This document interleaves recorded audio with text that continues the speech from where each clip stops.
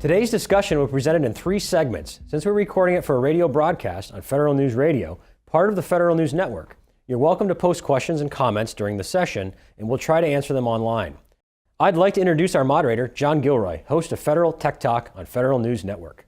Welcome and thanks for joining us. My guest today is Ryan Latreille, Chief Technology Officer at 3Wire Systems. You know, Ryan, there's lots of talk these days about comply to connect, commonly known as C2C. How would you define that concept? I would define comply to connect as a fundamentally governmental term. I think they define that in the NDAA.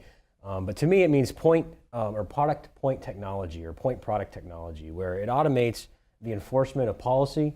It creates the control infrastructure and what we've come to know as discover, enforce, and audit different things in your environment.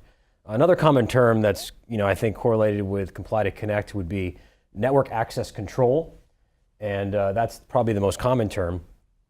And if you can think of a diagram, John, it's about having a circle or a traffic cop that anything on your network, anything in cybersecurity kind of goes through this thing and says, can I do this? Can I do that? What am I allowed to do? What am I not allowed to do?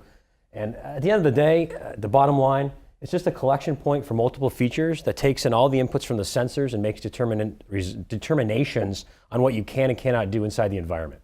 You know, Ryan, we just talked about C2C. Now, how is that contrasted with continuous monitoring? So I believe it contrasts with continuous monitoring, as at the highest level, continuous monitoring is the what, and C2C, or comply to connect, is the how. It becomes sort of a discussion of what came first, the chicken or the egg. So in order for me to determine what I need to do on my network or what is allowed to be done on my network, I must first decide what is allowed by policy and governance. So in a driving test example, it'd be if I want to get my license when I'm 15 or 16 years old, and I go to the DMV, I take a test, I take a written test, I take a driving test, I have to do all that kind of stuff. And then those are the comply to connect pieces of what it would be in a network. Those are the things that I have to do, or the hooks that are going to enforce the fact that in order for me to drive, the law states that I need to do X, Y, and Z. So let's take this driving concept a little bit and then amplify it a little bit. So continuous monitoring is the policy, maybe the state rules for driving, and the C2C is actually physical implementing those rules on the road itself. Is that a good way to look at it? Absolutely. Yeah, that's exactly what I'm trying to say. You know, the policy, the governance is the continuous monitoring policy. The comply to connect are the tools that are able to enforce, audit, and automate those policies. When I think about C2C, for some reason I keep thinking about the Pentagon and military applications, but this isn't just for the military, is it? Absolutely not. This is for any organization, and it's not just from cybersecurity or a cyber perspective either. I think we see it every single day in anything that we do. So let's talk about the commercial world and the civilian world and the military. So are the people in the commercial world thinking about these concepts too, or is it just the military and the federal government? I think everyone's truly thinking about these scenarios. I was, and in fact, driving in today, I'm listening to a pretty good segment in cybersecurity, and it talks about how we have all these data troves and these data brokers and all this commercialization of advertising, and how ultimately we protect oil fields a whole heck of a lot better than we protect our own data. And the ability for the hackers and the activists and everyone else to come in and exploit that is just ridiculous. No one's really caught up with this fact yet. So if we know continuous monitoring is the policy and the C2C is the applied policy, kind of like applied engineering, there seems to be a lot of confusion with these two terms. I would agree, absolutely, tons of confusion. I think there's probably 3 main drivers of sources of those confusion.